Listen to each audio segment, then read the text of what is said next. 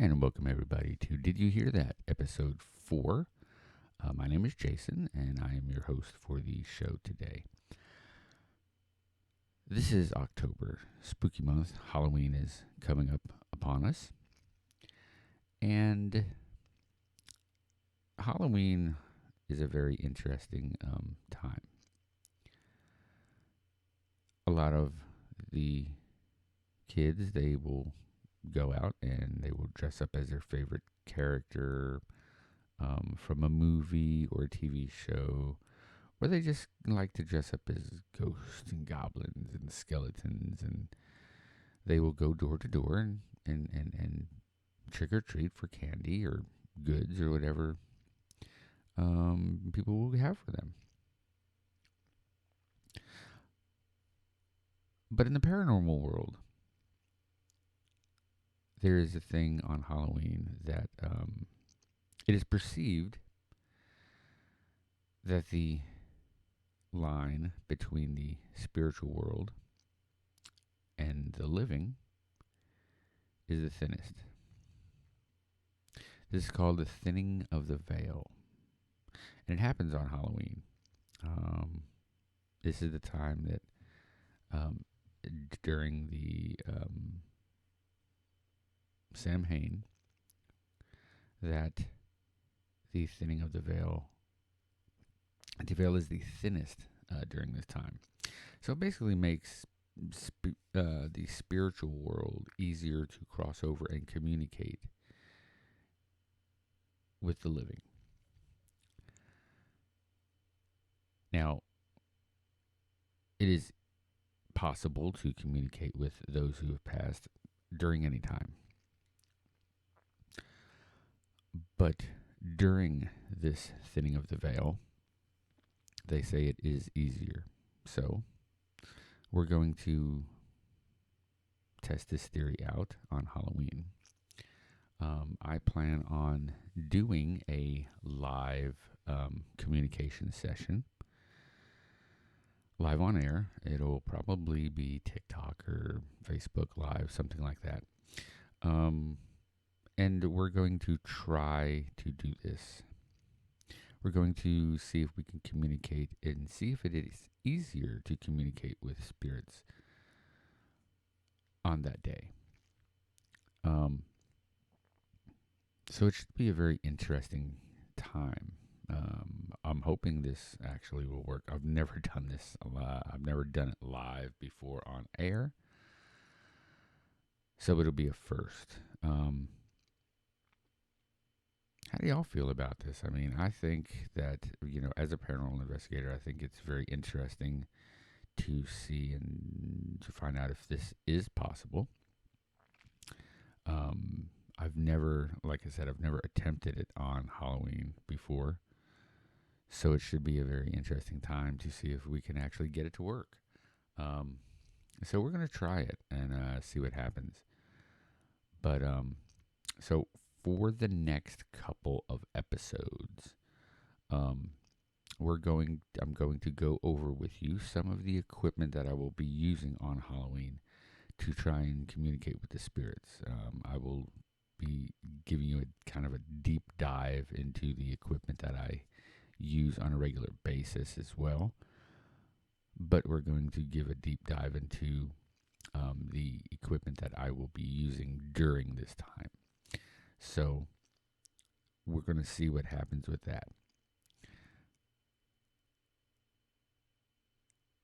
In other news as well, for those of you who are Ghost Adventures fans, and as you can see, I am a kind of a member right here of the official Ghost Adventures crew. So, okay, a little bit of history back on that. So back in 2011, when I first got into paranormal, Ghost Adventures was huge, and they had their own website, Ghost Adventures Crew. I don't remember the exact website, but you can actually go on there, register your team, if you wanted to be a member of the Ghost Adventures Crew. So once you did that, you got emailed this badge that you can use on your website or anywhere you wanted to. So as you can see, I have had this badge since 2011. Official member of the Ghost Adventures crew. And I wish they kind of still had that, because my team was on there since 2011. I still, like I said, I still carry the logo that they sent me years ago, because I am a huge Ghost Adventures fan. But Ghost Adventures has a new season coming out, and I'm very excited to see what they're doing, and what they will be doing for the next season. In other news as well, everybody has heard about the Conjuring House. The Conjuring House is up for auction, and there's been speculation of what's going to happen with the Conjuring House. How, if what happens if it gets into the wrong hands? People are gonna, raise prices, or do this. Well, Jason Hawes from Ghost Hunters has been pretty much in the middle of that whole thing with the Conjuring House and the former owner. And Jason has said before that he really didn't want anything to do with the Conjuring House itself. But he has recently come out, and he put a video up, and basically he's going to try to get in on the auction and try to get the Conjuring House. He basically wants to keep the legacy alive, and open it back up to the public for ghost hunts and investigations, and not do like other places have done before and charge outrageous amounts of money to investigate a historic landmark. And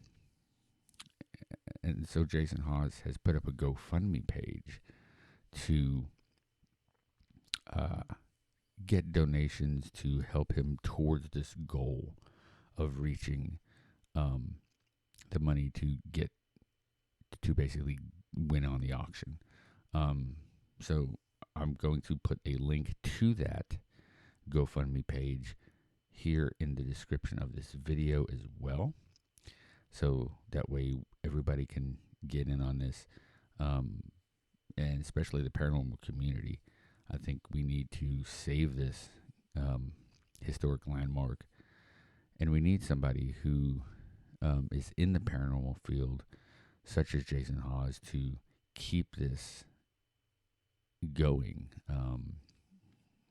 So we're going to, like I said, put the link into the description of this video podcast, and that way, if you feel inclined to help out, you can very well do so by clicking on the link in the video. Until then, until next week, I will see you guys next week with another episode of Did You Hear That? Good night, and have a good day.